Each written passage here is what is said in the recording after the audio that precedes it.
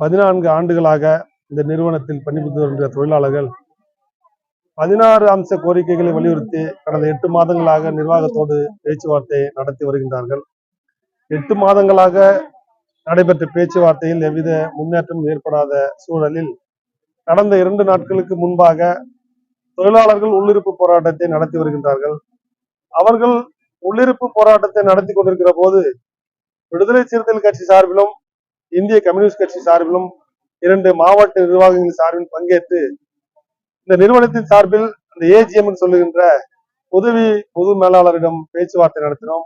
அந்த பேச்சுவார்த்தையிலும் பல்வேறு கோரிக்கைகளை வலியுறுத்தினாலும் கூட 3 முக்கிய கோரிக்கைகளை நாம் தினமாக முன்வைத்தோம். அதிலே குறிப்பாக தொழிற்சாலையில் பணிபுரிந்து இறந்த அந்த தொழிலாளரின் வாரிசுக்கு வேலை, 2வதாக 14 ஆண்டுகளாக பணிபுரிந்து வருகின்ற அந்த தொழிலாளர்களுக்கு கிராஜுவிட்டியை உறுதிப்படுத்துவது, 3வதாக மற்ற சலுகைகளான தினசரி சலுகைகளான அந்த அகவிலைப்படியை உயர்த்தி தரக்கோரி கோரிக்கைகள் வைத்தோம்.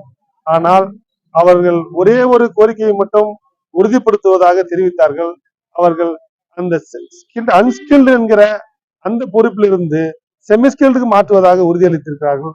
அதை மட்டுமே ஏற்றுக்கொண்டு நேற்றைய பேச்சுவார்த்தை முடிந்த நிலையில் மற்ற கோரிக்கைகள் நிர்வாகத்தின் தரப்பில் எந்தவித உத்தரவாதம் அளிக்கப்படாத சூழலில் இன்றைக்கு 2 தொழிற்சங்கங்களின் சார்பில் கட்சிகளின் சார்பும் இந்த முற்றுகை போராட்டத்தை நடத்தி வருகின்றோம். முற்றுகை போராட்டத்தை நடத்த ஆரம்பித்த கால துவக்கத்திலேயே நிர்வாகத்தின் தரப்பிலிருந்து அந்த உதவி தொழிலாளர் நல ஆணையத்திலிருந்து அழைப்பு வந்திருப்பதாக தகவல் சொன்னார்கள். ஆனால் முறையான அழைப்பு வரவில்லை. ஆனாலும் காவல்துறை தரப்பிலிருந்தும் நிர்வாகத்தின் தரப்பிலிருந்தும் உதவி தொழிலாளர் நல ஆணையத்துக்கு வந்துவிடுங்கள், இங்கே பேசி தீர்த்து கொள்ளலாம் என்று தகவல் செவிவழி செய்தியாக வந்திருக்கிறது.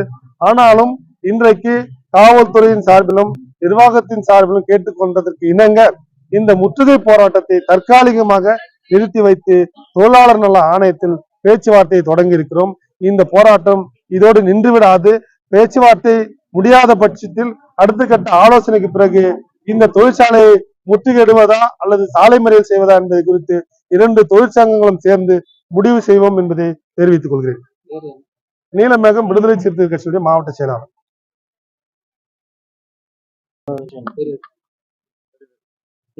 ஏஐடிசி தொழிற்சங்கத்தின் சார்பாக பலமுறை இங்கே தொழிலாளர்கள் நிரந்தரப்படுத்த கோரி பலமுறை பல பேச்சுவார்த்தைகள் நடத்தி இதுவரை வெற்றி பெற வாய்ப்பில்லை. மத்திய அரசு பொதுத்துறையை கையாள்வதில் நிரந்தரப்படுத்துவதை ஏற்றுக்கொள்ளவில்லை. இருந்தாலும் நாங்கள் தொழிலாளர்களுக்கு ஊதிய உயர்வாகினும் உயர்த்தி கொடுங்கள் என்று பலமுறை பேச்சுவார்த்தை நடத்தி ஊதிய உயர்விலும் வெறும் லாபத்தை சம்பாதிக்கிறார்களே தவிர தொழிலாளர்கள் வாழ்வாதாரத்தை பற்றி யோசிப்பதாக இல்லை.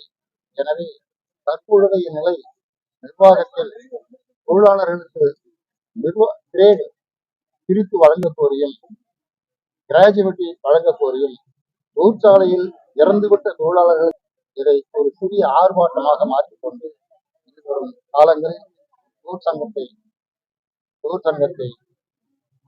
ஆலோசித்து மேலும் என்ன பிரச்சனை செய்யலாம் என்பதை தொழிற்சங்கங்களோடு இணைந்து பேசி முடிவெடுப்போம் என்பதை ஏஐடிசி சார்பாக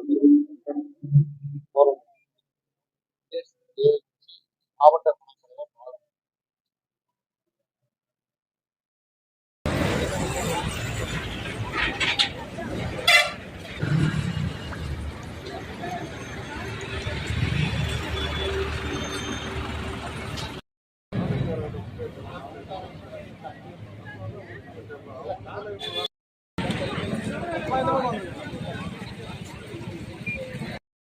அப்படியே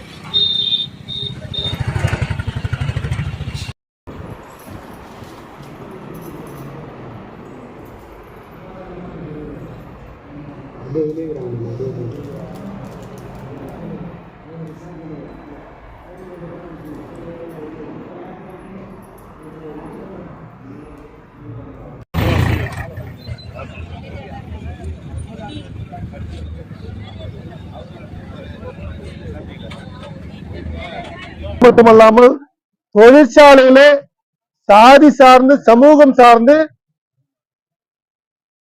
டிஸ்கிரிமினேஷன் இருப்பதாக பல்வேறு தகவல்கள் வருகிறார்கள். பாகுபாடு பார்க்கிறார்கள். நாம் செய்வது 500க்கும் 1000த்துக்குமான வேலை, அதிலே எடுபடி வேலை. இந்த எடுபடி வேலையில கூட பார்த்தீர்கள் என்றால் கண்டிக்கின்றோம். இந்திய நாயின் நிர்வாகத்தை, பெட்ரோநெஸ் நிர்வாகத்தை கண்டிக்கின்றோம். ஊதிய உயர்வு வழங்காத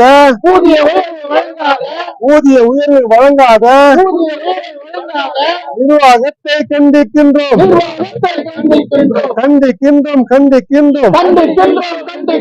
நிர்வாகத்தின் 14 ஆண்டுகள் ஏமாளியா?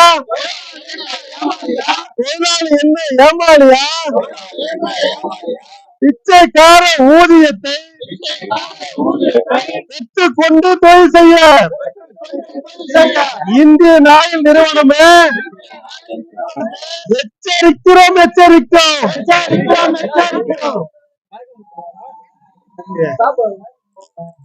என்னாச்சு பாருங்க. யாரும் கேளுங்க. வண்டி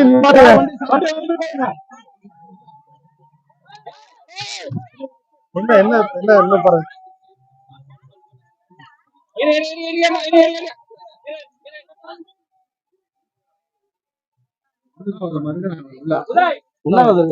உள்ள வாங்க நீங்க வர சொல்லுங்க.